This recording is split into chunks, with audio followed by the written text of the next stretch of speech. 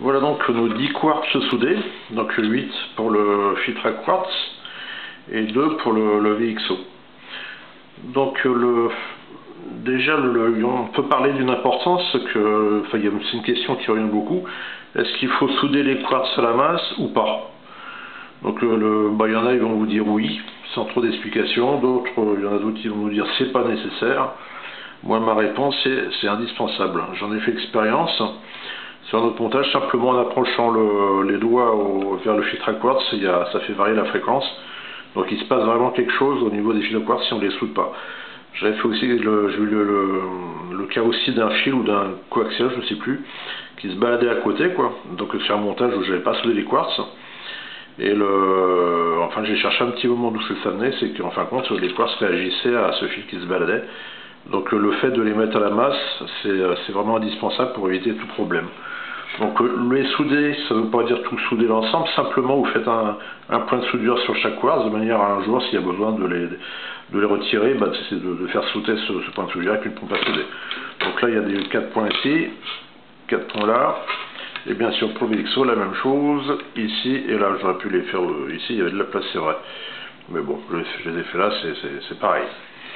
Voilà, donc un petit rappel pour ceux qui prennent le sujet en cours.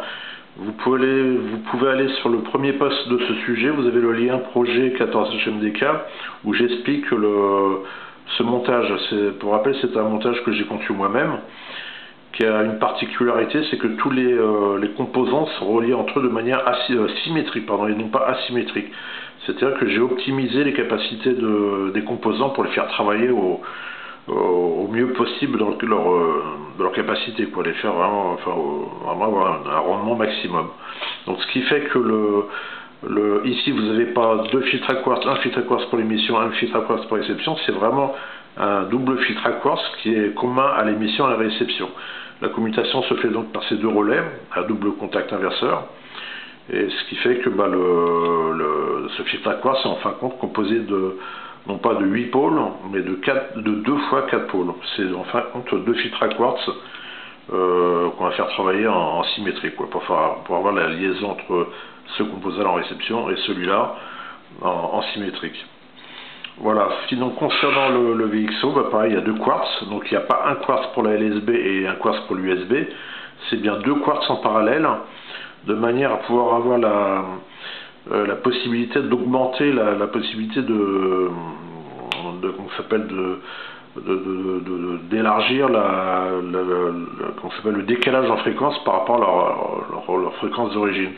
Avec un seul quartz, j'arrivais à faire décaler de 1 kg, même pas 1,5 kg, donc c'est très insuffisant en BLU, quoi. Ça peut passer, mais c'est pas terrible. Donc là, avec deux filtres à quartz, j'arrive vers un décalage de 2 kg par rapport à la fréquence centrale du filtre à quartz. Donc un VXO avec deux filtres à quartz, c'est-à-dire qu'on augmente sa capacité d'excursion, s'appelle un super VXO.